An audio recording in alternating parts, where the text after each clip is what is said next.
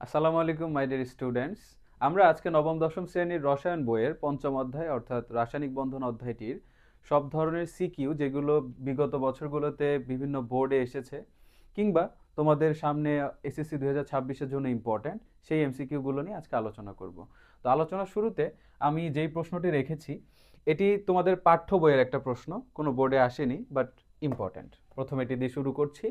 এখানে আমার প্রশ্নটি হলো উদ্দীপকের বি যৌগটি পানিতে দ্রবীভূত হলেও সি যৌগটি পানিতে দ্রবীভূত কেন হয় না? এখন আমরা জানি যে পানিতে দ্রবীভূত হওয়ার ক্ষেত্রে আমরা জানি যে আয়নিক যৌগগুলো পানিতে দ্রবীভূত হয় এবং সমযোজী যৌগগুলো পানিতে দ্রবীভূত হয় না।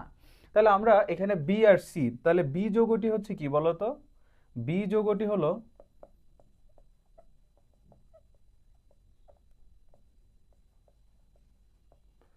Sodium chloride. আমরা জানি যে এই সোডিয়াম ক্লোরাইড কিভাবে গঠিত হয়েছে। সোডিয়াম প্লাস অর্থাৎ একটি ক্যাটায়ন, আর এখানে কি হয় এই যে প্লাস সিএল মাইনাস, এটা থেকে আমাদের সোডিয়াম ক্লোরাইড যৌগটি গঠিত হয়। তাহলে আমরা বলতে পারি যে সোডিয়াম ক্লোরাইড হলো একটা কি আয়নিক যৌগ। তো এটি পানিতে দ্রবীভূত হলে আমরা জানি যে পানির ক্ষেত্রে খেয়াল করো, পানি অর্থাৎ H2O, তাই না? H2, এটি একটি পোলার যৌগ, রাইট? এটি একটি কি পোলার যৌগ।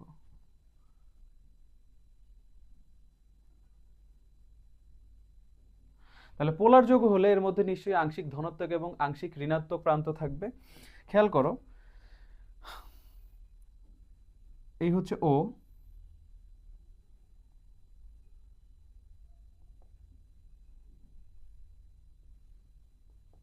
এইচ। তাহলে আমরা জানি যে এটা হচ্ছে কি বলতো, ডেল্টা পজিটিভ ডেল্টা নেগেটিভ, আর এটা হলো কি বলতো, ডেল্টা পজিটিভ ডেল্টা পজিটিভ। তাহলে এইভাবে করে আমাদের পানি পোলার যৌগটা গঠিত হয়। এখন এই সোডিয়াম ক্লোরাইডের ক্ষেত্রে কি হচ্ছে দেখো, সোডিয়াম ক্লোরাইডের ক্ষেত্রে যে ঘটনাটা ঘটছে,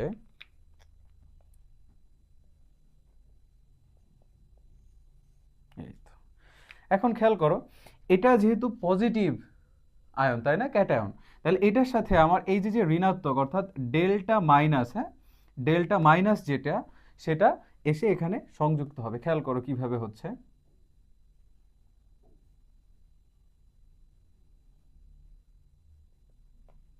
আচ্ছা, তাহলে এটা হলো কি ডেল্টা নেগেটিভ, এটা হলো ডেল্টা পজিটিভ, এটা হলো ডেল্টা পজিটিভ। আবার একইভাবে খেয়াল করো, delta positive delta positive delta negative, সেমভাবে, অর্থাৎ ডেল্টা নেগেটিভ প্রান্তটা আমার এই যে ধনাত্মক আয়নের চারপাশে এসে যুক্ত হবে।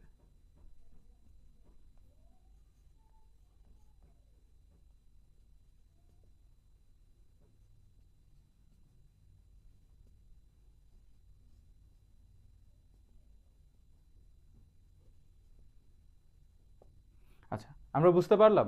এখন সোডিয়াম ক্লোরাইডের মধ্যে আরেকটি আছে কি, না, ক্লোরিন।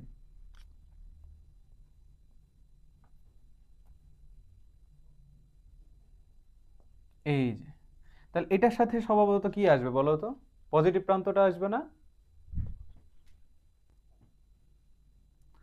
সিএল মাইনাস যে আয়নটা, এই সিএল মাইনাসের ক্ষেত্রে দেখো, তাহলে আমাদের কি এসে যুক্ত হবে বলো তো? আমি যদি এটা একটু মুছে ফেলি, খেয়াল করো এখানে এসে যুক্ত হবে কি,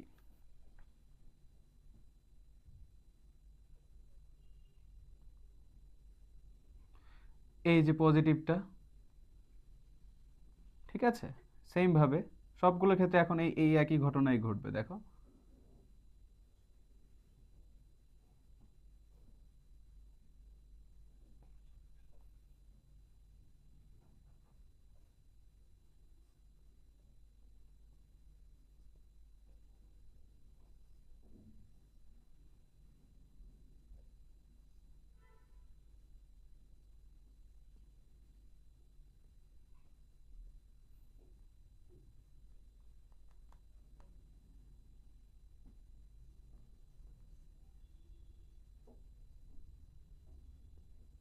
আচ্ছা, তাহলে আমরা এটা বুঝতে পারলাম। তাহলে এইভাবে করে পানির যৌগটা, মানে পানি, সোডিয়াম ক্লোরাইড যখন পানির মধ্যে দ্রবীভূত হবে তখন এভাবে করে এই আংশিক পোলার অংশ, এই যে ডেল্টা প্লাস আর ডেল্টা নেগেটিভ, অর্থাৎ এখানে সোডিয়াম যে পজিটিভ ক্যাটায়ন আয়নটা আছে, এটার সাথে তোমার নেগেটিভ অংশটা এসে সংযুক্ত হবে, আর ক্লোরিন যে নেগেটিভ অ্যানায়নের সাথে ওই আংশিক ধনাত্মক অংশ এসে যুক্ত হবে। এইভাবে করে পানির সাথে যখন সোডিয়াম ক্লোরাইডকে মিক্স করা হবে তখন সোডিয়াম ক্লোরাইড দ্রবীভূত হবে। কিন্তু CCl4 অর্থাৎ কার্বন টেট্রাক্লোরাইডের ক্ষেত্রে কি ঘটনাটা ঘটছে খেয়াল করো। কার্বন টেট্রাক্লোরাইডের ক্ষেত্রে আমরা জানি যে এইটা কি হচ্ছে বলো তো, ধরো মাঝখানে যদি কার্বন থাকে, দেখো কার্বন টেট্রাক্লোরাইড কিভাবে গঠিত হয়। আমরা জানি যে কার্বনের হচ্ছে পারমাণবিক সংখ্যা 6, তাহলে এই যে কার্বনে আমরা যদি আঁকি দেখো, তাহলে এখানে আর এখানে থাকবে কয়টা, 4টা, 1টা 2টা 3টা 4টা ইলেকট্রন। এখন আমরা জানি যে এখানে ক্লোরিনগুলো এসে যুক্ত হবে, তাই না? ক্লোরিনগুলো এসে যুক্ত হবে, দেখো ক্লোরিনের হচ্ছে 2,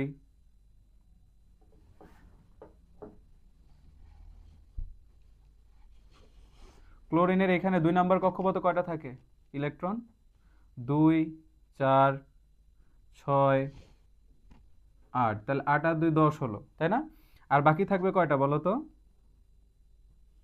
বাকি থাকবে 7টা, তাহলে 1 2 3 4 5 6, এই দেখো এই যে 7 নাম্বার ইলেকট্রনটা, তাহলে এই যে একটা যুক্ত হয়েছে। এভাবে করে আমি পুরোটা এখন যদি না আঁকি দেখো তোমাদেরকে বোঝানোর জন্য, তাহলে এই যে এখানে এসে আরেকটা যুক্ত হবে, এখানে এসে আরেকটা যুক্ত হবে, এখানে এসে আরেকটা যুক্ত হবে। তাহলে এইভাবে করে আমাদের মূলত চিত্রটা যদিও বাজে হয়ে গেছে, এইভাবে করে দেখা যাচ্ছে, দেখা যাচ্ছে? তাহলে দেখা না গেলে আগে থেকে তো বলতে হবে। দুঃখিত, একটা সমস্যা হয়ে গেছে, নিচে যে লিখতেছিলাম দেখা যাচ্ছিল না, যাই হোক কিছু মনে করো না।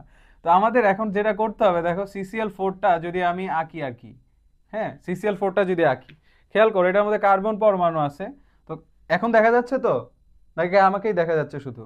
তাহলে এই যে কার্বন পরমাণুর মধ্যে আমরা জানি যে প্রথম শক্তি স্তরে 2টি ইলেকট্রন থাকবে, তারপরে শক্তি স্তরে 1টা 2টা 3টা 4টা, এই হলো কার্বনের 6টা মোট ইলেকট্রন, C6। আচ্ছা, এই আমরা একটু লিখে ফেলি, কার্বনের পারমাণবিক সংখ্যা হচ্ছে 6 আর ক্লোরিনের হচ্ছে 17। আচ্ছা, এখন ক্লোরিনের আমি তোমাদেরকে ক্লোরিনটা একটু বাইরে এঁকে দেখাই, আমি এখানে বোধহয় দেখা যাচ্ছে তাই না? আচ্ছা, তাহলে এটা এটা কার্বন, তাহলে ক্লোরিনটা আমি একটু আঁকি, দেখো ক্লোরিনের এই যে প্রথম শক্তি স্তর, এই যে দ্বিতীয় শক্তি স্তর, এই যে তৃতীয় শক্তি স্তর। তাহলে আমরা জানি যে ক্লোরিনের প্রথম শক্তি স্তরে 2টা ইলেকট্রন থাকে, তারপরে 1 2 3 4 5 6 7 8, তাহলে 8 আর 2 10, আর বাকি থাকে 7টা। তাহলে এই যে 1 2 3 4 5 6, এই একটা 7টা।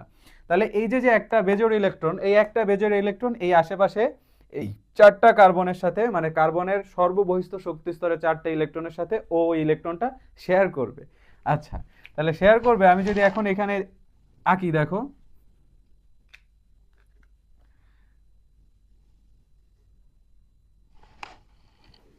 এই যে ইলেকট্রনটা, ঠিক আছে,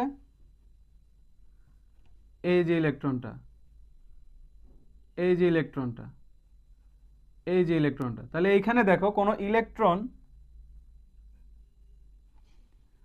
ইলেকট্রন আদান প্রদান হচ্ছে না। তাহলে আদান প্রদান যদি না হয়, ধনাত্মক এবং ঋণাত্মক আয়ন সৃষ্টি হবে না। ধনাত্মক এবং ঋণাত্মক আয়ন যদি সৃষ্টি না হয়, তাহলে আয়নিক যৌগ হবে না, আর আয়নিক যৌগ না হলে সেটা পানিতে দ্রবীভূত হবে না। তাহলে কোনটা পানিতে দ্রবীভূত হচ্ছে? পানিতে দ্রবীভূত হচ্ছে দেখো NaCl পানিতে দ্রবীভূত হচ্ছে।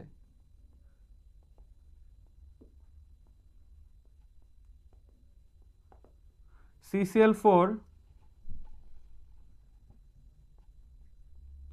পানিতে দ্রবীভূত হয় না, ঠিক আছে? এই প্রশ্নটি এসেছিল যশোর বোর্ড 2024-এ, খেয়াল করো একবারে কি বলে এটাকে, গরম গরম প্রশ্ন, যশোর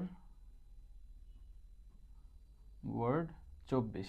এখন আমি একটু আগে পাঠ্য বই থেকে যে প্রশ্নটা করাইলাম সেটার সাথে এটা কোনো মিল খুঁজে পাও কিনা তোমরা জানাবা আমাকে। দেখো এখানে XYZ 3টা প্রতীকী মৌল দেওয়া আছে, তাই না? তার মানে এরা পর্যায় সারণীর মৌল ডেফিনেটলি। তাহলে আমরা এই দেখে প্রথমত খুঁজে বের করতে হবে যে এরা কারা, হ্যাঁ, জাতি জানতে চায় এরা কারা। তাহলে এই যে দেখো এক্স, দেখো এখানে n এর মান হচ্ছে 2, বুঝছো? তার মানে দেখো n এর মান যদি 2 হয়, তাহলে আমি এই যে দেখো এটা তো নিশ্চয়ই শেষেরটা দেওয়া আছে, দেখো শেষ কক্ষপথটা দেওয়া আছে 2s 2s2 2p2। তাহলে এটার আগে কি আছে? এটার আগে তো আছে কি বলো তো, 1s2, তাই না? 1s2 না? তাহলে দেখো এটা কি, এটা হলো কার্বন 6। এটা তাহলে কার্বন আমরা বের করতে পারলাম। আচ্ছা খেয়াল করো, তাহলে এখন আমরা দেখি কোনোভাবে ওয়াই, আচ্ছা আগে জেড বাইর করি, জেডও সিমিলার টাইপের, সো জেড বাইর করি। এখানে দেখো সর্বশেষ কক্ষপথটা হচ্ছে 3s2 3p5। তাহলে সর্বশেষ কক্ষপথে 7টা ইলেকট্রন থাকে কার? ক্লোরিনের। তাহলে দেখো আমরা আগে থেকে মিলাই যাই, 1s2 2s2 2p কত হবে, 2p কত, 2p4 2p2 2p6, good, 2p6। তাহলে কত হলো, 2 2 4 6 10, 10 আর 2 12 5 17, ক্লোরিন। তাহলে এই হলো ক্লোরিন। আওয়াজ করলে সমস্যা নাই। যাই হোক, এখন ওয়াই, এই ওয়াই মৌলটা আমাদেরকে বের করতে হবে যে ওয়াই মৌলটা কি, বুঝছো?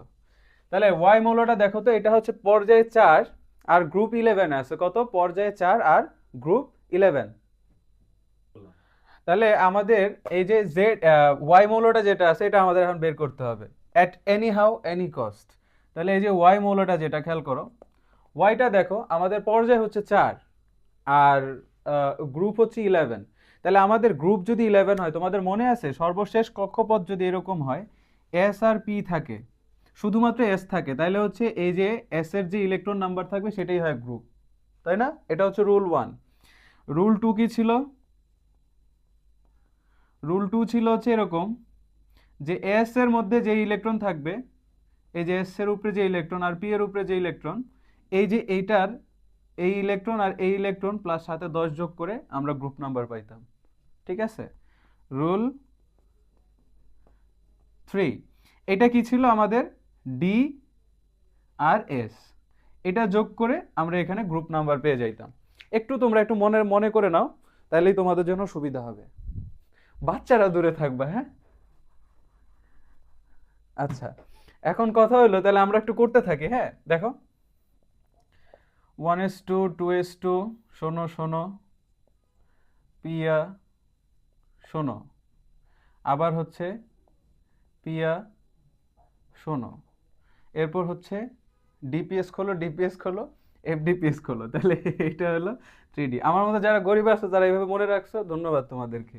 আচ্ছা দেখো, তাহলে এখন আমরা একটু হিসাব করে দেখি তো, 2 2 4 6 4 10, 10 2 12, 12 6 18, 18 আর এখানে ধরো আমাদের দুইটা দেওয়ার কথা, তাহলে 18 আর 2 কত হয়, 20, 20 আর এখানে যদি 10 দিই, খেয়াল করো আমরা যদি 11 বানাইতে চাই, 11 বানাইতে চাইলে এখানে কি করতে হবে বলো তো?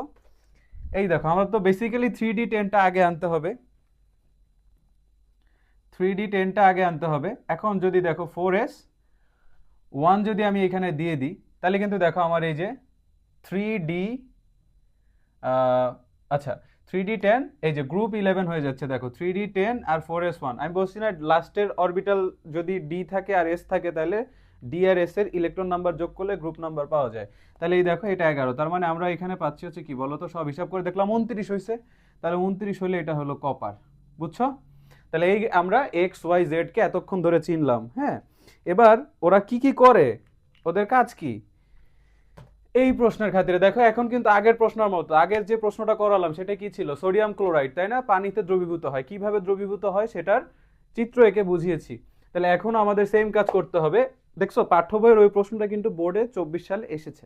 তাহলে এখন প্রশ্ন হলো ওয়াই জেড দ্বারা গঠিত যৌগ, তাহলে ওয়াই আর জেড যদি গঠিত যৌগ হয়, কার্বন আর যদি সরি কপার আর হচ্ছে ক্লোরিন, তাহলে এটা কি হবে বলো তো? ওয়াই জেড দ্বারা গঠিত যৌগ হচ্ছে CuCl2, কপার ক্লোরাইড। আচ্ছা আর আর কি, আর হচ্ছে কি এক্স আর জেড, তাহলে এক্স হলো কার্বন আর জেড হলো কি ক্লোরিন। তাহলে কার্বন আর ক্লোরিন দিয়ে ওই যে কি জানি এক্স আর জেড, তাই না? এক্স জেড দিয়ে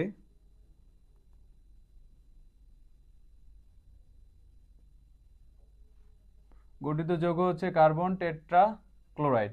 তাহলে আমরা দেখে একটু বুঝতে পারতেছি যে এখানে দেখো এখানে কি হচ্ছে, কপার, প্রথমত কপার এখান থেকে দুইটা ইলেকট্রন, কপার দুইটা ইলেকট্রন ত্যাগ করবে, কপার দুইটা ইলেকট্রন ত্যাগ করে হয়ে যাবে কি কপার 2+। আর ক্লোরিন কি করে, কপার ক্লোরিন হচ্ছে একটা ইলেকট্রন গ্রহণ করে, অ্যাকসেপ্ট করে, একটা অ্যাকসেপ্ট করে সে হয়ে যায় হচ্ছে Cl-। তাহলে দেখো আমি যদি কপার ক্লোরাইড যৌগটা গঠন করাই, এই যে কপার, এই যে ক্লোরিন, তাহলে এই যে যে 2, এই 2 চলে যায় এখানে আর এই 1 চলে আসে এখানে, তাই না? তাহলে 1 রাখার দরকার নাই, এই হলো আমার কপার ক্লোরাইড। আর কার্বন টেট্রা ক্লোরাইড আমি একটু আগে ওই যে একে দেখে দেখাইলাম কার্বন টেট্রা ক্লোরাইড সমযোজী যৌগ কিভাবে গঠিত হয়। ওকে, তাহলে এখন আমাদের প্রশ্ন হলো এই কপার ক্লোরাইড ও কার্বন টেট্রা ক্লোরাইড যৌগর মধ্যে কোনটি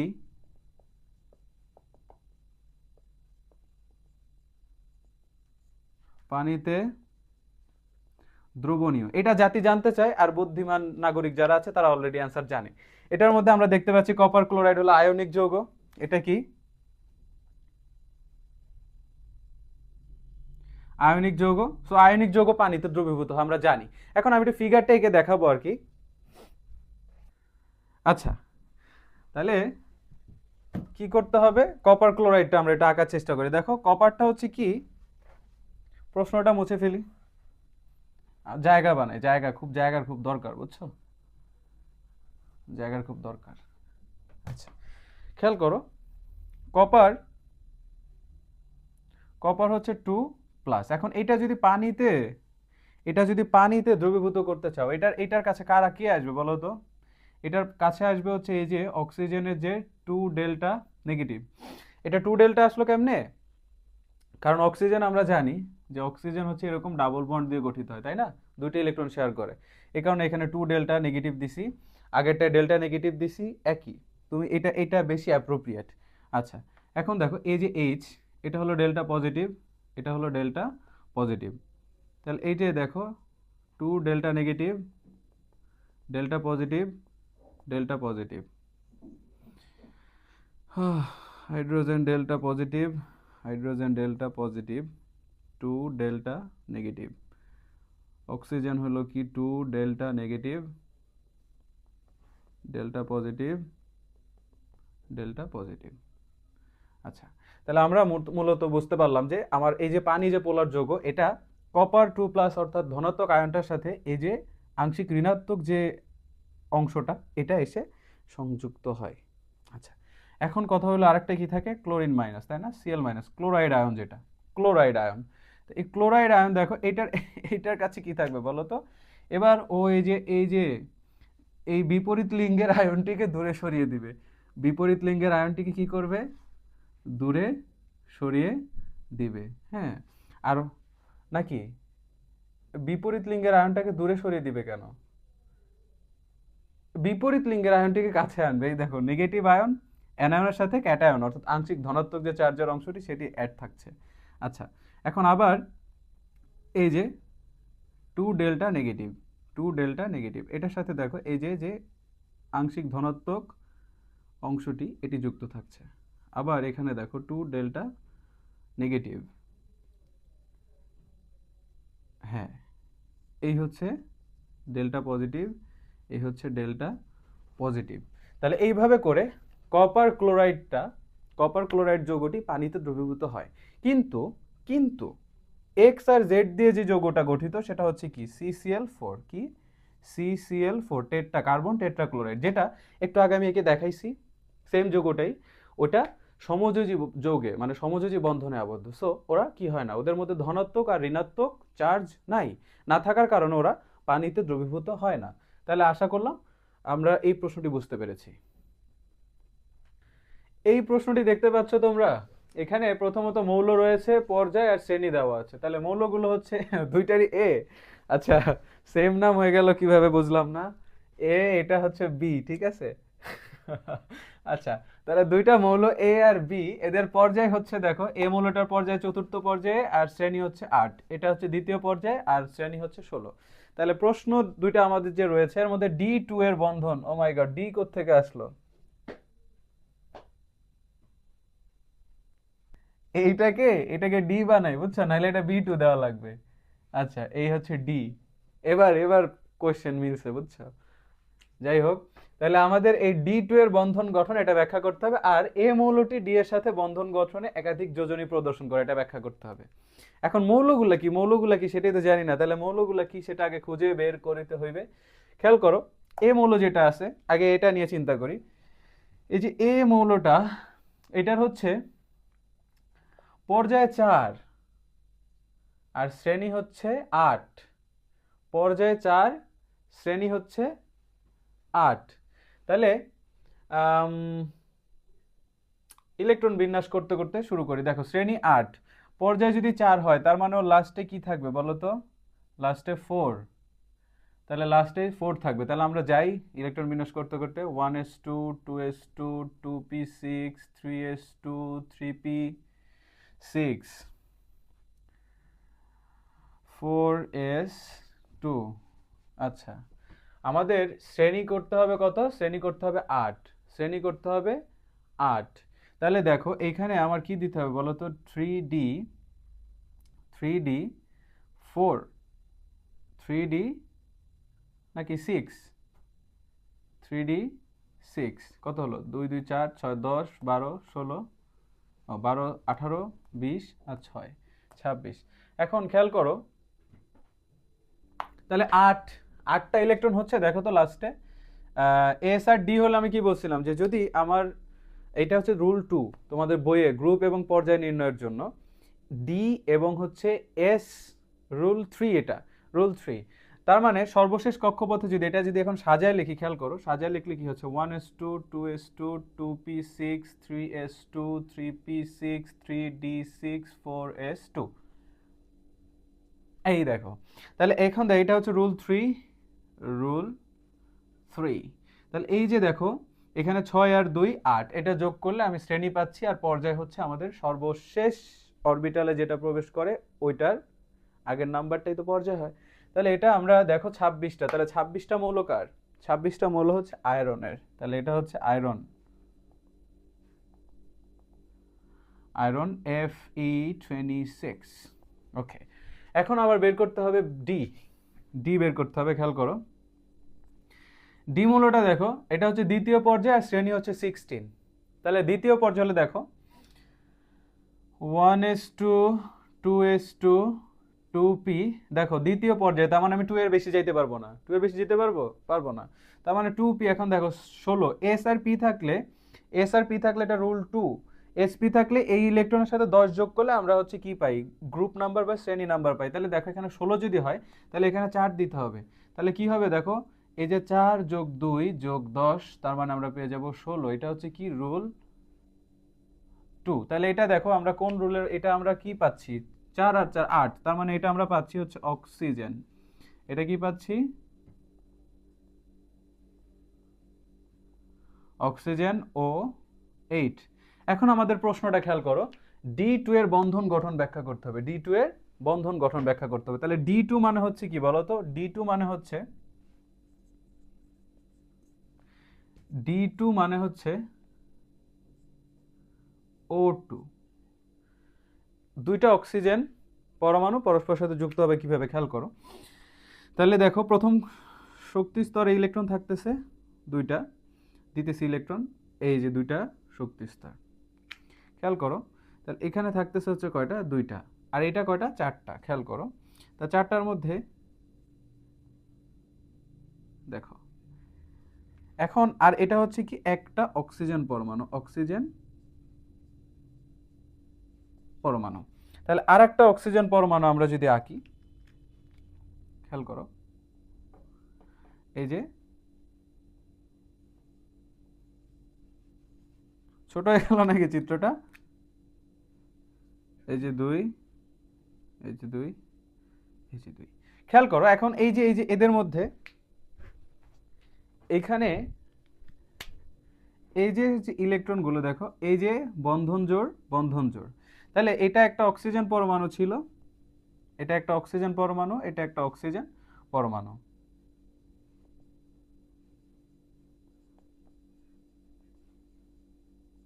তাহলে দুটি অক্সিজেন পরমাণু, তাদের মধ্যে দুটি ইলেকট্রন শেয়ার করে O2 গঠন করলো, তাহলে এটা হচ্ছে কি হয়ে গেল বলো তো, O2, এই যে অক্সিজেন ডাবল বন্ধন অক্সিজেন, এটা দিয়ে হলো কি বলো তো, O2। তাহলে D2 এর গঠন, এরা কি পরস্পরের সাথে দুটি করে ইলেকট্রন শেয়ার করলো, তাহলে যারা ইলেকট্রন পরস্পরের সাথে শেয়ার করে যৌগ গঠন করে বা অণু গঠন করে তাদেরকে আমরা বলি কি, সমযোজী যৌগ। তাহলে অক্সিজেন পরমাণু আরেকটা অক্সিজেন পরমাণুর সাথে দুটি ইলেকট্রন শেয়ার করে তারা কি করলো বলতো, O2 গঠন করলো। এটা ছিল আমার গ নং প্রশ্নের উত্তর। যাই হোক, এখন চলো আমরা পরের প্রশ্নটিতে চলে যাই। বুঝলাম? আচ্ছা, তাহলে আমি এতটুকু না রাখি, কারণ আমি তো বুঝে গেছি যে এ মৌলটা হচ্ছে আয়রন আর বি হচ্ছে কি বলতো, বি হচ্ছে, দেখো এ হচ্ছে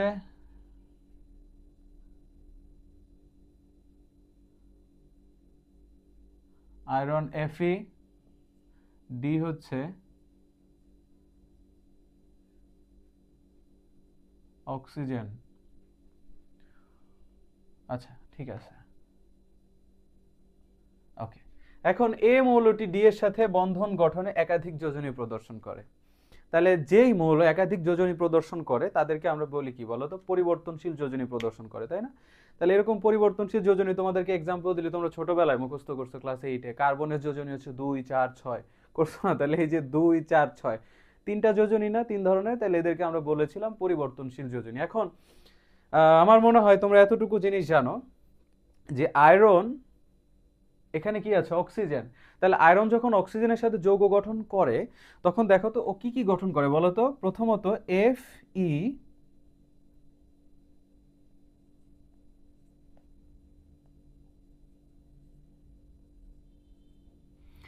একটা হলো কি ফেরিক অক্সাইড, আর একটা হলো কি ফেরাস অক্সাইড। তাহলে আয়রনের যোজনী 2 এবং 3 কিভাবে হচ্ছে সেটা খেয়াল করো। যদি আমি আয়রনের ইলেকট্রন বিন্যাসটা মুছে ফেলছি, আমরা আবার ইলেকট্রন বিন্যাসটা একটু করব, খেয়াল করো, প্যারা নাই। Iron 1s2 2s2 2p6 3s2 3p6 3d6 4s2 হয় নাই? দেখো তো কত, 10 10 20 আর 6 26। ওকে, এখন খেয়াল করো ও প্রথমত কি করবে জানো। প্রথমত এই যে আয়রন হচ্ছে কি করে, এখান থেকে আয়রন দুটি ইলেকট্রন ত্যাগ করে। দুটি ইলেকট্রন ত্যাগ করলে আমরা জানি Fe2+ ধনাত্মক আয়নে পরিণত হয়ে যায়, ধনী দান করে দিছে। আচ্ছা, তাহলে ওর কি হবে বলো তো। ওর এই যে লাস্টে এই যে 1s2 2s2 2p6 3s2 3p6 3d6 4s0, অর্থাৎ এটা নাই হয়ে গেল, কর্পূরের মতো উড়ে গেল। আচ্ছা, এখন কথা হলো কি, দেখো আয়রনের এই ব্যাপারটা আমরা দেখলাম। এখন এটা কি হচ্ছে, এটা হচ্ছে কি গঠন করবে তাহলে বলো তো। ওর 2 আমার 2 তোমার 2, 2 2 FeO2 নাকি FeO, সরি FeO। দেখো অক্সিজেন তো আমরা জানি যে 2-, খেয়াল করো Fe হচ্ছে 2+, অক্সিজেন হচ্ছে 2-, তার মানে তুমি আমাকে দাও আমি তোমাকে দেই, তাহলে 2 এখানে 2 এখানে, তাহলে কি হচ্ছে বলো তো, FeO হচ্ছে। বুঝতে পারলাম? যাই হোক, এখন এখন হচ্ছে দেখো ও কেমনে আবার কেমনে একটা অন্যরকম আচরণ করবে, ভিন্ন আচরণ করবে। ওর আসলে দুইটা ওই হবে না, ওর আরো অক্সিজেন লাগবে। দেখো Fe, এটার এখন একটা জিনিস খেয়াল করো। আমরা জানি যে ডি অরবিটালে কয়টা ইলেকট্রন থাকতে পারে, 10টা না? ডি অরবিটালে 10টা ইলেকট্রন থাকতে পারে। এস অরবিটালে থাকে হচ্ছে 2টা, পি অরবিটালে থাকে 6টা, আর এফ এ থাকে 14টা। এখন খেয়াল করো, এত এগুলো বাদ, এগুলো যেহেতু লাগতেছে না বাদ, ডি অরবিটাল 10টা থাকে। আমরা জানি যে কোনো অরবিটাল পূর্ণ অথবা অর্ধপূর্ণ অবস্থায় অধিক স্থিতিশীল বা স্টেবল থাকে। তাহলে ও যদি স্টেবল হইতে চায় তাহলে ওর কি ইলেকট্রন নাম্বার কত হওয়া লাগবে? ওর ইলেকট্রন নাম্বার হইতে হবে D5 অথবা D10, তাই না? এখন দেখো আয়রনের এখানে D6 আছে, তাই না? তার মানে ওর আসলে কি হইতে হবে বলো তো, 2s2 2p6 3s2 3p6 3d যদি 5 হয়ে যায় তাহলে ও স্টেবল হয়ে গেল। তার মানে এখান থেকে মোট কয়টা ইলেকট্রন দেওয়া লাগলো? তিনটা। যদি 3টা ইলেকট্রন মোট দেওয়া লাগে, খেয়াল করো, তাহলে আয়রন এখানে কি করবে, আয়রন এখানে করবে হচ্ছে ও 3টা ইলেকট্রন ত্যাগ করবে। তাহলে 3টা ইলেকট্রন যদি ত্যাগ করে তাহলে ও হয়ে যাবে Fe3+, যেটাকে আমরা বলতেছি ফেরিক। এটা হচ্ছে কি বলতো নাম, এটার নাম হচ্ছে ফেরাস অক্সাইড। কি?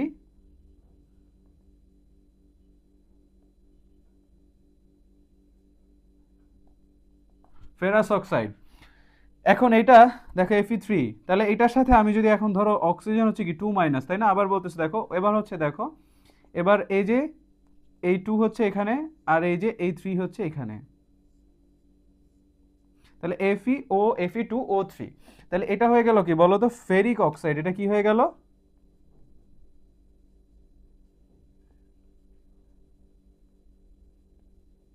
তাহলে আয়রন এ মৌলটি যখন ডি এর সাথে বন্ধন গঠন করে তখন কি হচ্ছে বলো তো, ও পরিবর্তনশীল যোজনী প্রদর্শন করতেছে, অর্থাৎ যোজনী ওর কখনো এই যে এখানে যোজনী হয় 2, যোজনী 2, আর এক্ষেত্রে যোজনী হচ্ছে 3, তাহলে ও ডেফিনেটলি পরিবর্তনশীল যোজনী, একাধিক যোজনী প্রদর্শন করতেছে। তো এটাই ছিল তোমার এই প্রশ্নের উত্তর। চাটগায় একটা প্রশ্ন নিয়ে তোমাদের সামনে আসলাম, বুঝছো? এটা হচ্ছে চিটাগাং বোর্ড, চিটাগং বোর্ড 24, ঠিক আছে? আচ্ছা, এখন দেখো এখানে পি কিউ আর এস কয়টা মৌল দেওয়া আছে। এই মৌলগুলোর মধ্যে বলা হয়েছে প্রথমে পি এবং কিউ মৌল দ্বারা গঠিত যৌগের বন্ধন প্রক্রিয়া ব্যাখ্যা করো। তাহলে পি পি যৌগটা কি আর কিউ যৌগটা কি, এটা আমাদের আগে বের করতে হবে। দেখো তো, পি যৌগের মধ্যে প্রথম সংখ্যা দুইটা, 2 2 4 6 আর 2 8, তাহলে 8 যদি হয় তাহলে পি যৌগটি হলো অক্সিজেন, তাই না?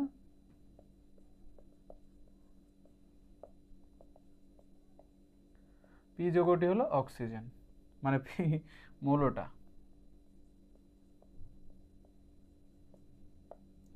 অক্সিজেন। এখন দেখো তো Q Q P R Q না, কিউ দেখো 2 8 আর 2 10 আর 1 11, তাহলে এটা হলো সোডিয়াম। 11 পারমাণবিক সংখ্যা কার বলো তো? 11 পারমাণবিক সংখ্যা হচ্ছে সোডিয়াম, তার মানে কিউ মৌলটি হলো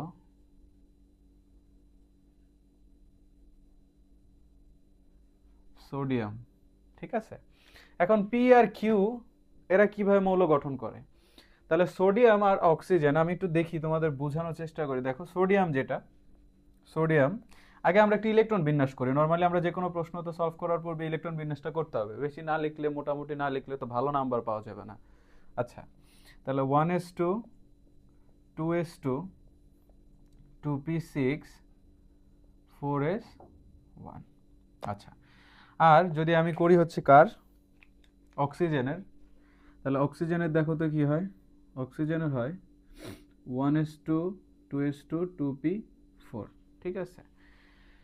তাহলে এখন একটা জিনিস খেয়াল করো, সোডিয়াম কি করতেছে বলো তো? সোডিয়াম যখন ইলেকট্রন ত্যাগ করবে, সোডিয়াম দেখো, সোডিয়াম হচ্ছে কি করবে, ইলেকট্রন ত্যাগ করবে। আগে অক্সিজেনেরটা বলে, অক্সিজেনেরটা খেয়াল করো। অক্সিজেন কি করে, দুইটা ইলেকট্রন অ্যাকসেপ্ট করে, তাই না? কারণ দেখো 4 আর 2 6 আছে, ও এই যে লাস্ট শক্তি স্তরটাতে অষ্টক পূরণ করার জন্য ও দুইটা ইলেকট্রন অ্যাকসেপ্ট করে। তাহলে ও যদি এখানে দেখো দুইটা ইলেকট্রন যদি অ্যাকসেপ্ট করে, তাহলে কি হচ্ছে বলো তো, 2 ও 2 মাইনাস হচ্ছে, তাই না? আচ্ছা, এখন খেয়াল করো সোডিয়াম, তাহলে আমার এখন সোডিয়াম তো দেখতেছি আমরা এক যোজি মৌল, দেখো তাহলে কি হচ্ছে, সোডিয়াম হয়ে যাচ্ছে কি Na+। এখন আমার এটা কাজ করতে হবে, দেখো এখানে অক্সিজেন দুইটা ইলেকট্রন ত্যাগ করতেছে, এজন্য মানে এদেরকে কি করার জন্য, মানে এদের সমতা করার জন্য, দেখো আমি যদি নিচে এখানে তোমাদের লিখে বুঝাই, এই যে সোডিয়াম, সোডিয়াম হচ্ছে কি করছে, ইলেকট্রন এই যে এদেরকে যদি দেখো, যদি সমতা করাও, সমতা করানোর জন্য এখানে 2 দেওয়া লাগে, তাই না? 2 দেওয়া লাগে না? হ্যাঁ, তাহলে সেটাই তোমাকে বুঝাইতে চাচ্ছিলাম যে এখানে দেখো 2 দেওয়া লাগবে, তাহলে 2Na+। এখন আমাদের যৌগটা কি হবে তাহলে বলো তো? দেখো এই সোডিয়াম হচ্ছে কি করলো, সোডিয়াম পজিটিভ আর হচ্ছে O2-, তাহলে দেখো যৌগটা কি গঠন করতেছে, Na2O, তাই না? Na2O। আমরা যদি এখানে ডট ক্রস মেথড অ্যাপ্লাই করি, খেয়াল করো, ডট আর ক্রস, এই যে ডট, এই যে ক্রস। আচ্ছা খেয়াল করো, তাহলে সোডিয়াম আমরা এখানে দেখতেছি যে সোডিয়াম, এই যে যৌগটা, সোডিয়াম হচ্ছে দুইটা, তাহলে খেয়াল করো সোডিয়াম দুইটা দুই পাশে আঁকি, 1 2 1 2 3 1 2 3 আর অক্সিজেন রাখতে হবে মাঝে, অক্সিজেন রাখতে হবে, এই যে অক্সিজেন। খেয়াল করো অক্সিজেনের হচ্ছে কি ছিল বলো তো, এখানে ছিল, আচ্ছা অক্সিজেনেরটা ক্রস দিয়ে প্রকাশ করব, তাহলে এই যে আচ্ছা। তো এখন 1 2 3 4, এই যে 5, এই যে 6, ঠিক আছে। আচ্ছা এখন কেন এমন করলাম বলতেছি এইখানে দেখো এটা সোডিয়াম না, সোডিয়ামে তাহলে আমি এটাকে তো ডট দিয়ে প্রকাশ করব বলছি, তাহলে 2 2 4 6 8 10, এই যে একটা 11, হ্যাঁ। তাহলে এখন কি করবে বলো তো, কে দিয়ে দিচ্ছিল, সোডিয়াম দিয়ে দিচ্ছিল না, দেখো সাইনটা দিছি কোন দিকে, সোডিয়াম অক্সিজেনকে দিয়ে দিচ্ছে, সোডিয়াম অক্সিজেনকে দিয়ে দিচ্ছে ইলেকট্রন। আচ্ছা এখন খেয়াল করো এই যে আবার সেম ভাবে 1 2 3 4 5 6 7 8 10, আর এই যে দেখো আবার আবার কে দিয়ে দিবে, সোডিয়াম দিয়ে দিবে না, সোডিয়াম অক্সিজেনকে দিয়ে দিলে ইলেকট্রন। তাহলে এই হলো দেখো, এই হলো সোডিয়াম, এই হলো অক্সিজেন, সোডিয়াম এটা কি হলো বলো তো, সোডিয়াম প্লাস অক্সিজেন, দেখো দুইটা অ্যাকসেপ্ট করছে, দুইবার ইলেকট্রন গ্রহণ করছে, দুইবার ইলেকট্রন গ্রহণ করলে O2 মাইনাস হয়ে গেছে, আর এটা হলো সোডিয়াম প্লাস।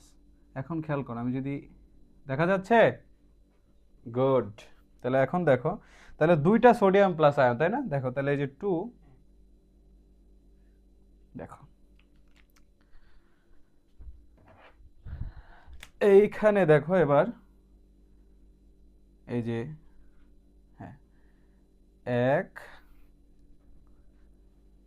2, দেখছো ওর কিন্তু একটা শক্তি স্তরে গায়েব হয়ে গেছে, লাস্টের ইলেকট্রনটা ত্যাগ করে দিয়ে ওর শক্তি স্তর একটা গায়েব হয়ে গেছে।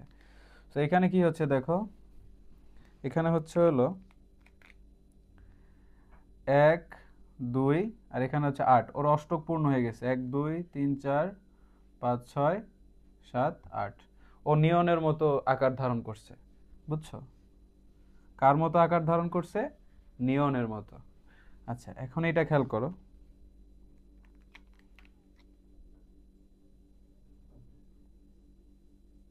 আর অক্সিজেনের দেখো ওর শক্তি স্তর সেমই আছে, ওই একই আছে, কিন্তু ও দেখো ও বেনিফিটেড হয়েছে, বুঝছো, ও কি হয়েছে, ও বেনিফিটেড হয়েছে, কেমনে বেনিফিটেড হয়েছে দেখো খেয়াল করো, ওর এই যে এখানে ছিল কয়টা বলো তো, দুইটা, আর পরে দেখো ওর ছিল এই পাশে ছিল কত, 2 2 4 2 6 আর 2 8, ওর ছিল লাস্ট শক্তি স্তরে 6টা ইলেকট্রন, হয়ে গেছে কয়টা, 8টা, হয়ে গেছে কয়টা, 8টা, আচ্ছা 8টা, ঠিক আছে।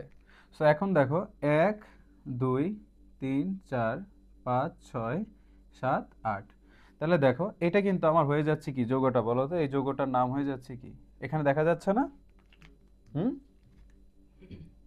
এখানে যৌগটা, আচ্ছা যৌগটার নামটা হচ্ছে কি বলো তো, এই যৌগটা হচ্ছে Na2O, সোডিয়াম অক্সাইড, বুঝেছো। আচ্ছা তাহলে আমাদের এটা একটা কি হলো বলো তো, আয়নিক যৌগ হলো, এটা কি হলো, একটা আয়নিক যৌগ। তাহলে আমাদের গ নম্বর প্রশ্নটাতে এটাই মূলত চাওয়া হয়েছিল। তাহলে আমি এখন পরবর্তী প্রশ্নটার আলোচনায় চলে যাই, ঠিক আছে। তাহলে আমি এটা মুছে দিচ্ছি।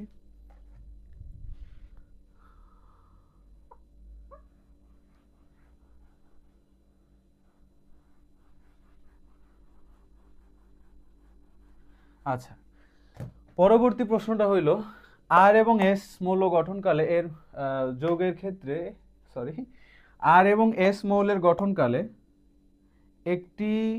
একটি যৌগের ক্ষেত্রে অষ্টক নিয়ম ভঙ্গ করে, মানে প্রশ্নটা উল্টাপাল্টা লেখা হয়েছে, মানে আর এবং এস মৌল দিয়ে যেই যৌগ গঠন হয় ওই যৌগে অষ্টকের নিয়ম ভঙ্গ হয়।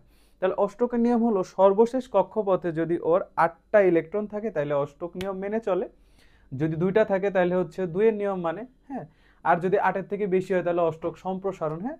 আর যদি 8-এর থেকে কম হয় তাহলে অষ্টক সংকোচন, আমরা এগুলো জানি। তাহলে এখন আমার এইখানে জিনিসটা দেখতে হবে অষ্টক নিয়ম ভঙ্গ করা মানে কি, হয়তো অষ্টক সংকোচন হয়েছে না তো অষ্টক প্রসারণ হয়েছে। তাহলে আমার আগে খেয়াল করতে হবে যে আর এবং এস মৌল কারা। তাহলে আর মৌলটি কি আর হচ্ছে এস মৌলটা কি বলতো? আর মৌলটা কি বলতো?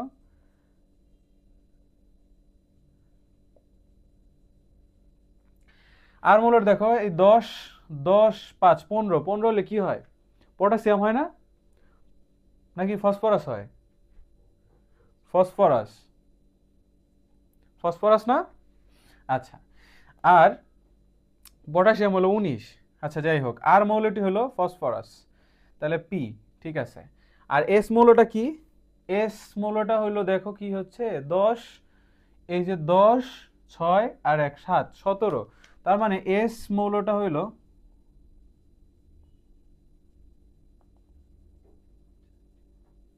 ক্লোরিন। আচ্ছা, তাহলে এখন আমাদের দেখতে হবে এদের যোজনী টোজনী বের করতে হবে। চলো আমরা দেখি, ইলেকট্রন বিন্যাস করে দেখি।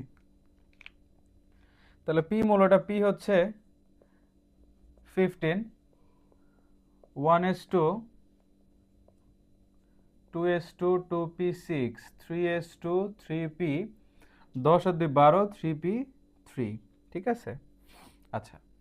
আর আমি যদি এখন আচ্ছা এর যোজনী আগে বের করি, তাহলে দেখো কি হচ্ছে, সর্বশেষ কক্ষপথে বিজোড় ইলেকট্রন সংখ্যা হবে যোজনী। তাহলে 1s2 2s2 2p6 3s, দেখো 3p হয় x 3p হয় y 3p হয় 3p হয় z, তার মানে এখানে 2 1 2 3, তাহলে এর যোজনী একবার হয় 3, একবার হয় 3, আর একবার হয়, তাহলে এটার একবার যোজনী হয় হচ্ছে কত?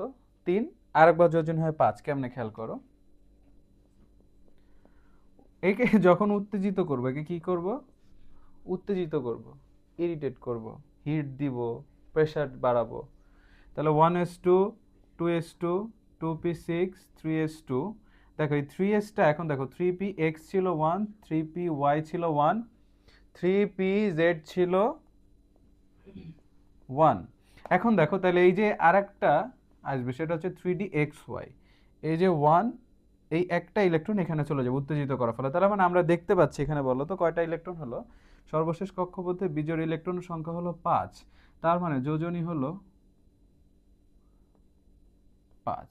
ঠিক আছে, আচ্ছা এখন খেয়াল করো, এই যে এস মৌলটা ক্লোরিন, ক্লোরিনের ইলেকট্রন বিন্যাস আমরা যদি করি, ক্লোরিন 17, তার মানে 1s2 2s2 2p6 3s2 3p6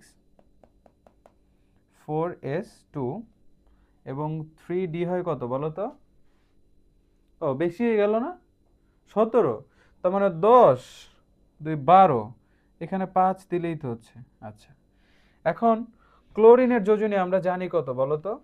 ক্লোরিনের যোজনীও আমরা এইভাবে যদি এটার মতো করে করি, তাহলে আমরা দেখতে পারবো যে ক্লোরিনের যোজনী হচ্ছে 1। এখন আমি তোমাদেরকে যেটা বুঝাবো যে এরা কেমনে, এরা কি যৌগ গঠন করে বলো তো? আমরা জানি যে এটা PCl3 গঠন করে, করে নাকি করে না? হ্যাঁ করে, PCl5 গঠন করে। তাহলে আমি তোমাদেরকে যদি দেখাই যে PCl5 এটা যৌগ গঠন করলে কিভাবে এর অষ্টক নিয়মটার ভঙ্গ করে। ঠিক আছে, তো আমি একে দেখাচ্ছি, দেখো মুছি।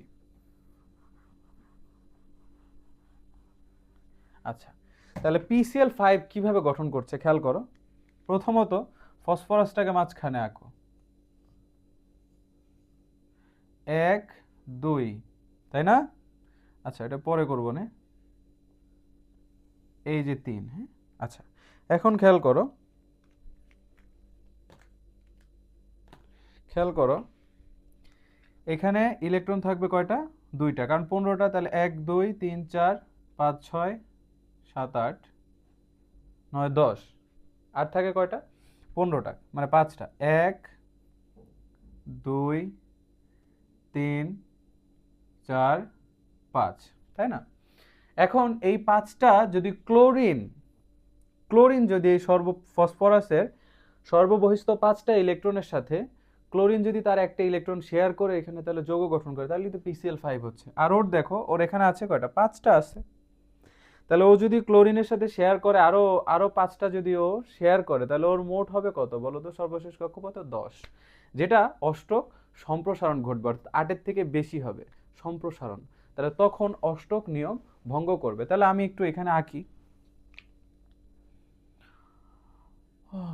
ক্লোরিনে লাগবে হচ্ছে 3টা কক্ষপথ, 1 2 আর 2, 1 2 3, হ্যাঁ 1 2 3, 1 2 3, 1 2 3, 1 2 3। তোমাদেরকে সংখ্যা শিখাচ্ছি না, খেয়াল করো।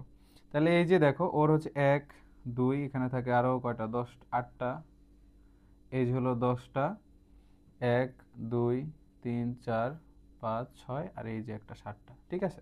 তাহলে এখন যদি আমি এখানে একটা একটা করে দেই, আচ্ছা যাই হোক, সময় লাগবে না, তোমরা আমার সাথে সাথে কিন্তু লিখবা, হ্যাঁ 1 2 3 4 5 6 7 8, 1 2 3 4 5 6 7, ঠিক আছে। 1 2 1 2 3 4 5 6 7 8,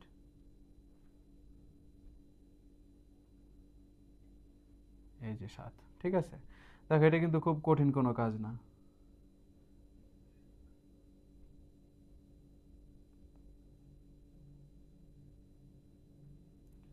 এই যে দেখছো,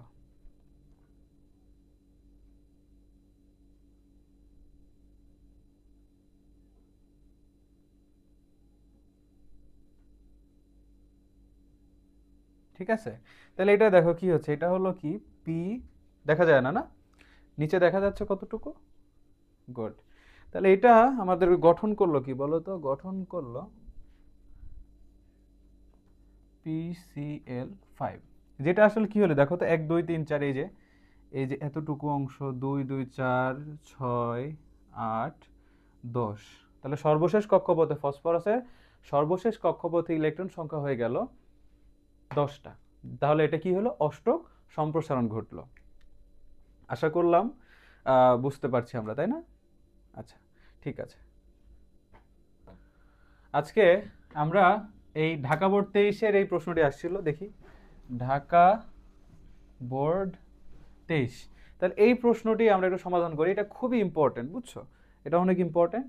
এখন কথা হইলো, দেখো 2 নাম্বার অণুটির বন্ধন গঠন প্রক্রিয়া ব্যাখ্যা করো। তাহলে 2 নাম্বার দেখতে পাচ্ছি আমরা ক্যালসিয়াম ক্লোরাইড। আমরা এটা যদি সলভ করতে যাই, প্রথমত এটা যদি সলভ আমরা করতে যাই, তাহলে ক্যালসিয়ামের পারমাণবিক সংখ্যা আমরা জানি, ক্যালসিয়াম হচ্ছে 20। তাহলে এটার ইলেকট্রন বিন্যাস যদি করি 1s2 2s2 2p6 3s2 3p6 4s2, আচ্ছা 20, তাই না? আমরা জানি যে ক্যালসিয়াম হচ্ছে কি করে, ক্যালসিয়াম হচ্ছে ওর সর্বশেষ কক্ষপথ থেকে ক্যালসিয়াম 2টি ইলেকট্রন ত্যাগ করে দিয়ে ক্যালসিয়াম 2+ হয়, ঠিক আছে। আরেকটা আছে দেখো, আমরা ওইখানে ক্যালসিয়াম আর হচ্ছে ক্লোরিন আছে, তাই না? তাহলে আমরা জানি যে ক্লোরিন কি করে। ক্লোরিন আমরা এই আজকের আলোচনায় অনেকবার ক্লোরিন নিয়ে আলোচনা করছি। ক্লোরিন হচ্ছে কি করে, একটা ইলেকট্রন অ্যাকসেপ্ট করবে, অ্যাকসেপ্ট করে হচ্ছে কি হয়ে যাবে বলো তো, Cl- হয়ে যাবে। এখন ক্যালসিয়াম আর ক্লোরিন যদি আমরা অ্যাড করি, দেখো ক্যালসিয়াম আর ক্লোরিন যদি আমরা অ্যাড করি, ক্যালসিয়াম হচ্ছে 2+, ক্লোরিন হচ্ছে মাইনাস, তাহলে দেখো এই এখানে যদি আনি, কি গঠন হচ্ছে বলো তো, CaCl2। আমরা এটা দেখতে পাচ্ছি, এটা একটা আয়নিক যৌগ। এটা একটা কি যৌগ, আয়নিক যৌগ। ওকে, এখন ক্যালসিয়াম দেখো, ক্যালসিয়াম কি হচ্ছে, ক্যালসিয়াম ওই ডট ক্রসের মাধ্যমে আবার করি, ঠিক আছে, ডট ক্রসের মধ্যে দিয়ে করি। দেখো ক্যালসিয়ামটা আমরা যদি আঁকি, ক্যালসিয়াম কয়টা থাকবে এখানে, একটা থাকবে, তাই না? ক্লোরিন থাকবে 2টা, তার মানে ক্যালসিয়াম হচ্ছে মাঝখানে। তাহলে এই গেল 1 2 3, আর এরপরে ক্লোরিন থাকবে। আমি একটু এখানে আঁকি আগে।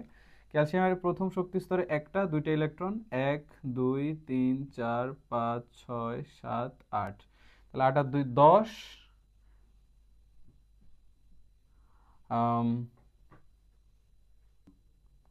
আচ্ছা, তাহলে 8 10 হলো মোট, তাই না? আচ্ছা, মোট 10 হলো। তাহলে এই যে এখানে 2 4 6 8, তাহলে এই হলো কত 18। তাহলে আমার আরো লাগবে দুইটা, তাহলে এই দুইটা চলে যাবে, এই দুইটা চলে যাবে এখানে, এই যে দুটি মনে লেগে গেছে জোড়া। আচ্ছা, তাহলে এই যে দুইটা, ঠিক আছে। এখন দেখো ক্লোরিন এসে এখানে অ্যাড হবে, ক্লোরিনের তো একটাই শেয়ার করার আছে, আর ওর দুইটা ক্ষমতা, দুইটা ওর ক্ষমতা বেশি, ক্যালসিয়ামের ক্ষমতা বেশি। তাহলে এখন দেখো ক্লোরিন এক, দূরে হয়ে গেল বেশি, কাছে আনতে হবে, 1 2, আচ্ছা আর একটু কাছে আনতে হবে,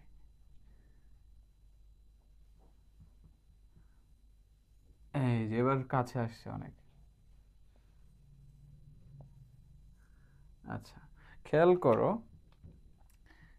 1 2, এটা একটু অন্য কালি দিলে বোধহয় ভালো লাগতো। 1 2, 1 2 3 4 5 6 7 8। আচ্ছা, হইল 2 8 আর 2 10, ও আচ্ছা 1 2 3 4 5 6, ঠিক আছে। আচ্ছা আবার 1 2, ওর তাহলে এখানে থাকবে হচ্ছে কয়টা, মোট 8টা, আর থাকবে কয়টা, 7টা, 3 4 5 6, এই যে একটা। তাহলে দেখো এটা হলো আমার ক্লোরিন, এটা হলো আমার ক্লোরিন। এখন আমি এখানে যেটা একটা, দেখো এখানে কিন্তু আমি ক্রস দিতে পারতাম, আগের প্রশ্নটাতে আমি এভাবে সলভ করছিলাম। তাহলে আমি এখানে যদি একটু ক্রস দিই, এগুলো সবগুলো যদি এরকম ক্রস, ডট আর ক্রস মেথড আর কি। আচ্ছা, একটা ডট দিয়ে প্রকাশ করলে আর একটাকে ক্রস দিয়ে প্রকাশ করতে হয়। আচ্ছা, এগুলো সবগুলাই মিউজিক হচ্ছে, বুঝছো, টুরুস টুরুস। আচ্ছা, যাই হোক, তাহলে দেখো এই যে এতটুকু জায়গার মধ্যে, তাহলে এখানে কি হলো বলো তো। এখন আমি কিন্তু এখানে তোমাকে, এখানে থেকে কোথায় আসছে বলো তো, এখানে কোথা থেকে কোথায় আসছে সেটাই তো বোঝা যাচ্ছে না। তাহলে এই যে দেখো, এখানে মুছে ফেললেই সবচেয়ে বেশি ভালো হয়, এতটুকু অংশ, এতটুকু অংশ মুছে ফেললে ভালো হয়। দেখো দেখাচ্ছি,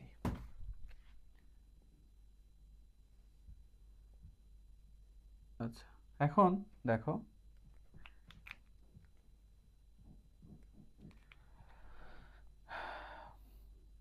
1 2 3, 1 2 3,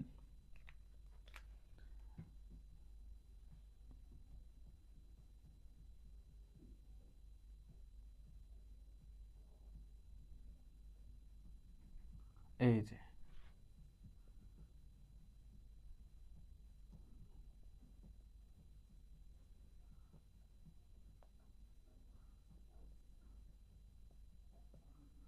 এই যে, তাহলে কে দিবে বলো তো, ক্যালসিয়াম দিবে, ক্যালসিয়াম ইলেকট্রন ত্যাগ করবে, তাই না। তাহলে ক্যালসিয়াম দেখো দিয়ে দিল। এখন এইটা যদি আমার যৌগ গঠন করে, সেক্ষেত্রে কেমন একটা আকৃতি হবে দেখো তো। ক্যালসিয়াম হবে 2+, তাই না। তাহলে ক্যালসিয়াম যদি 2+ হয়, তাহলে দেখো ক্যালসিয়ামে যেটা দিয়ে দিয়েছে এটা, তার মানে ওর আছে কত, এখন এই যে 8 8 আর 2 10, 10 আর 8 18টা ইলেকট্রন আছে ওর এখন। তাহলে 1 2 3, 3-এর মধ্যে 1 2,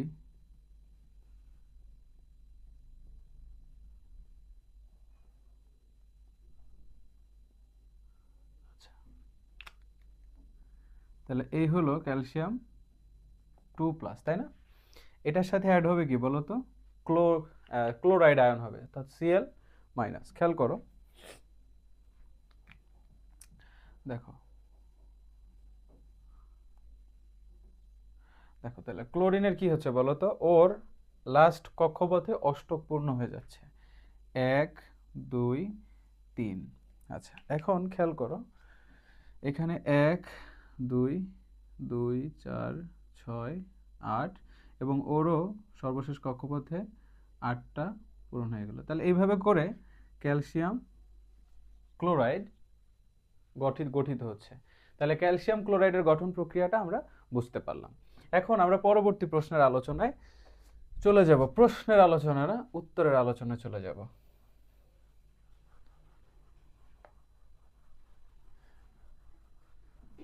যারা যারা জমে গেছে ঝাড়া দাও শরীরে। হ্যাঁ, আচ্ছা, এখন 1 নম্বর অণুটির বন্ধন গঠনের ক্ষেত্রে অষ্টক এবং 2-এর মধ্যে কোনটা হয়েছে? তাহলে 1 নম্বর SO3, আমরা জানি যে এখানে তাহলে সালফারের যোজনী কত ব্যবহার হয়েছে? সালফারের যোজনী কত ব্যবহার হয়েছে? সালফার S, তাহলে সালফারের হলো আমরা জানি যে সালফারের পারমাণবিক সংখ্যা 16, এর যোজনী কত? এর যোজনী হচ্ছে, মানে এর সর্বশেষ কক্ষপথে কয়টা ইলেকট্রন থাকে আমি যদি তোমাদের আইকা দেখাই। হ্যাঁ, দেখো, তাহলে এই যে মনে কর 1 2 3, তাহলে এখন খেয়াল করি এইখানে থাকতেছে হচ্ছে 2টা, 1 2 3 4 5 6 7 8। এখন দেখো কি কি হবে, 6টা না, 1 2 3 4 5 6। এখন খেয়াল করো সালফারের সাথে আসবে হচ্ছে অক্সিজেন, সালফারের সাথে আসবে কি? অক্সিজেন। খেয়াল করো অক্সিজেনটা যদি আঁকি, কয়টা অক্সিজেন আসবে?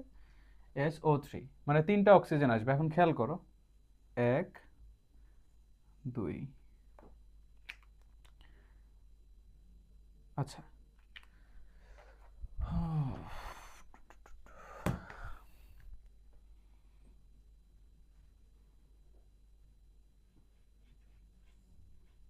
খেয়াল করো ওর 2টা, এটা একটা ইমোজি হয়ে গেছে না?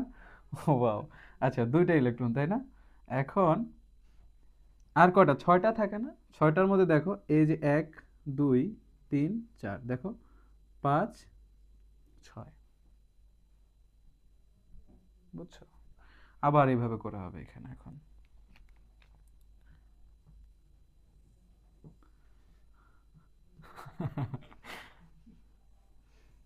আচ্ছা, তাহলে এখন দেখো এই যে এই যে এই যে,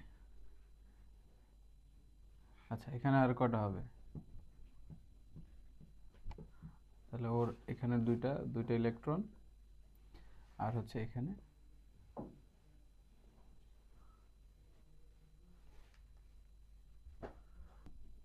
তাইলে এটা হলো আমাদের SO3 যৌগের গঠন প্রক্রিয়া, কিভাবে গঠিত হলো। এখন একটা বিষয় খেয়াল করো, বিষয়টা হলো এই যে সালফার, তাই না?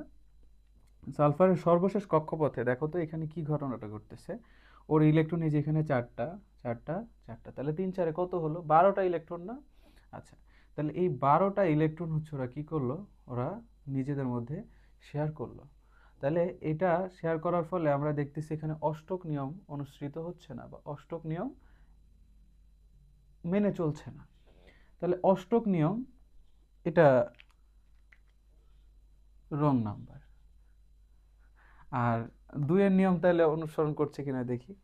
সালফার কেন্দ্রীয় পরমাণু, এখানে সালফার, তাই না? তাহলে এই সালফারের কেন্দ্রীয় পরমাণু হয়ে এটার দেখো যোজ্যতা স্তরে একাধিক দুইটা করে ইলেকট্রন আছে, আছে না?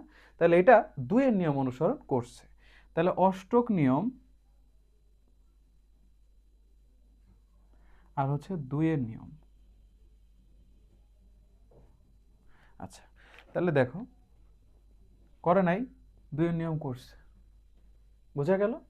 আচ্ছা, তাহলে এই ছিল আমাদের এই 5ম অধ্যায় অর্থাৎ রাসায়নিক বন্ধন চ্যাপ্টারটার সিকিউ নিয়ে আলোচনা। আমরা অনুধাবনমূলক প্রশ্ন কিংবা কিছু জ্ঞানমূলক প্রশ্ন, এটা সাজেশন, আর হচ্ছে MCQ, এটা নিয়ে আলোচনা করব অন্য যে কোনো দিন, অন্য একটা ক্লাসে। সেই পর্যন্ত সবাই সুস্থ থাকো, ভালো থাকো, আর মনোযোগ দিয়ে পড়াশোনা করো।